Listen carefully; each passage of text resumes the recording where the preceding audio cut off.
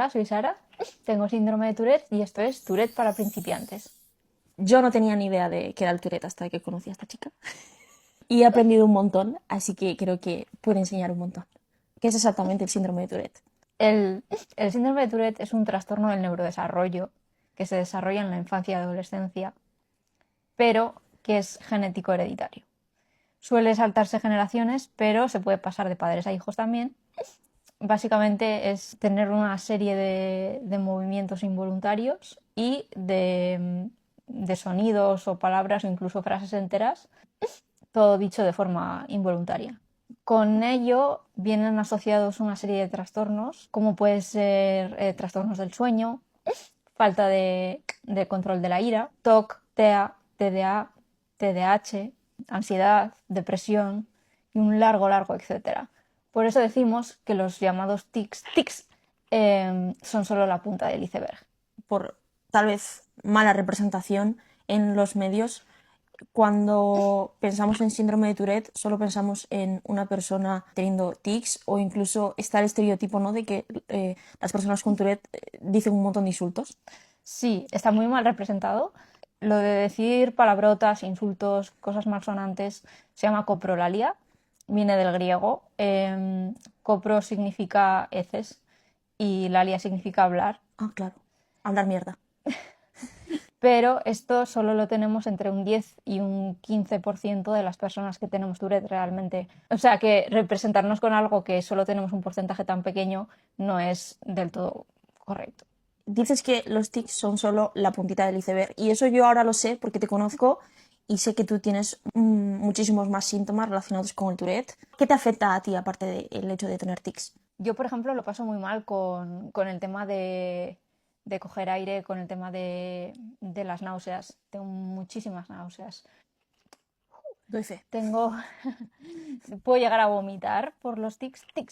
Y no voy a entrar en detalles por si alguien tiene metofobia, pero con eso es con lo que peor lo paso, aparte de los trastornos asociados al Tourette como el TOC, que ahora mismo, por ejemplo, sí que es verdad que antes tenía tics más fónicos y a lo mejor era más evidente que tenía Tourette y tenía el TOC más bajo, y ahora tengo el TOC como más por encima de los tics y esto puede ir cambiando y fluctuando y al final pues no es todo línea recta, siempre va a fluctuar mucho, y yo ahora mismo, por ejemplo, lo paso peor con el TOC que con los propios tics, aunque con ellos los paso bastante mal también. Por ejemplo, otro síntoma que me produce a mí el Tourette es un cansancio mental, pero también físico, O sea, no hemos empezado y es que te veo cansadísima. Tú seguro que puedes.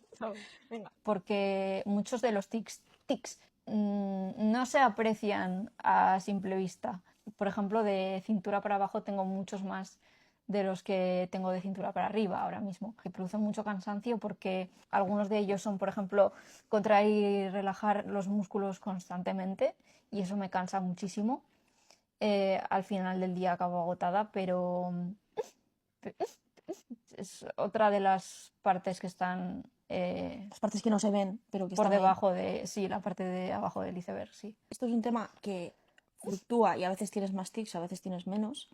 Y no por ello no tienes síndrome de Tourette, ¿no? Porque parece a veces que si en un vídeo de un minuto es una representación de, De mi vida. de toda tu vida y hay un vídeo en un minuto en el que se ve que tienes menos tics de lo habitual y de repente es comentarios de ¿ya no tienes Tourette?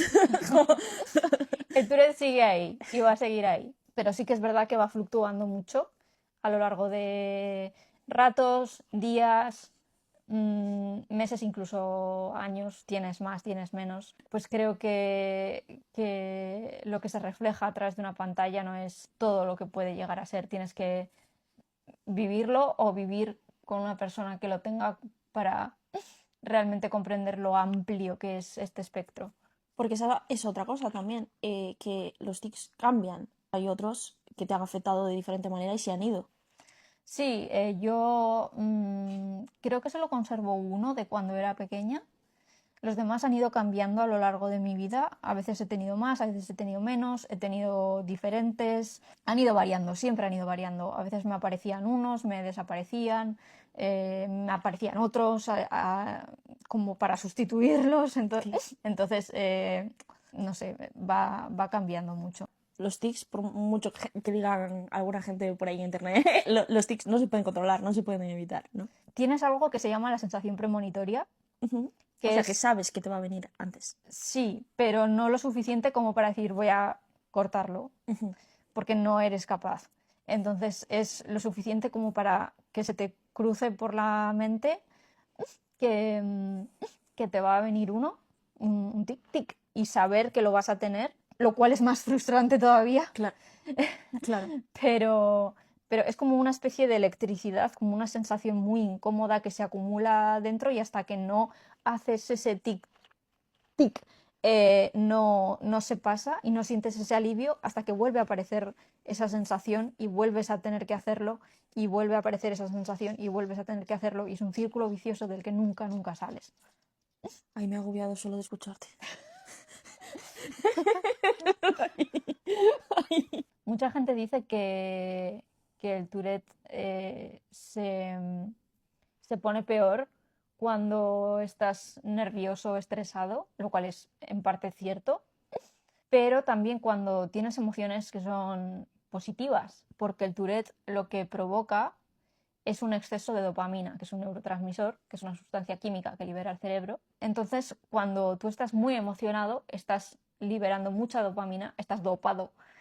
Entonces, eso te provoca muchísimos más tics de lo normal. Entonces, no es solo Claro. con emociones negativas, es un mito que hay también.